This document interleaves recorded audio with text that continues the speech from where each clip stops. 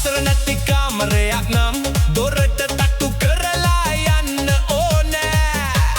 හොරෙන් ගිහින් අහුනොත් නම් ගමම දන්න කතාවක් වෙන්න ඕනෑ. රහස කියලා හිතේ තියාගෙන ලෝකෙට ඒක නොපෙනෙයි කියලා. කාලය ගියාම රහස එළියට මුළු ගමටම ඒක ආරංචි.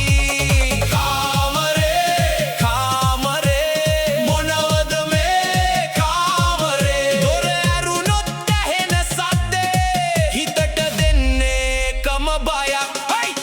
අයියෝ කලබල කලබල කලබල අනේ කලබල කලබල කලබල හිත ඇතුලේ තිබුණ රහස් දැන් ඒවා යයි එළියට. අයියෝ කලබල කලබල කලබල රහස් ටික එළියේ යනවා ජීවිතේම කලබල වෙනවා දැන් හැමෝම බලනවා. දරුව බලන්නේ කොහොමද මූණ? බිරිඳ බලන්නේ කොහොමද මූණ? සැමියා බලන්නේ කොහොමද මූණ? හිතට එන්නේ එකම ප්‍රශ්නය.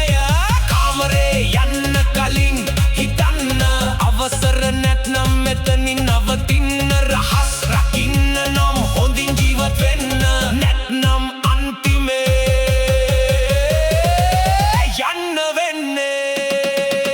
අයියෝ කලබල කලබල කලබල අනේ කලබල කලබල කලබල රහස් ටික එළියේ යනවා මුළු ගමම දැන් දන්නවා.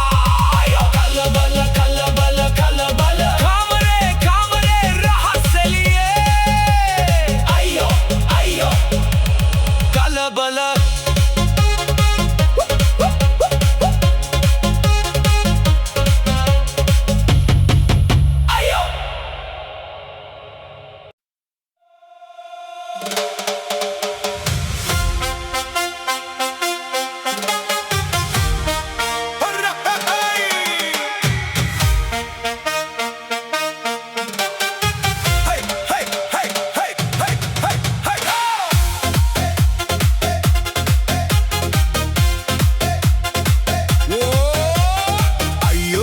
අයියෝ මොකද වුනේ?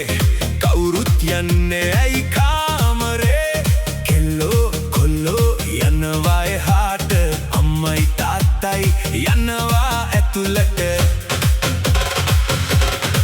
ගැහැණු පිරි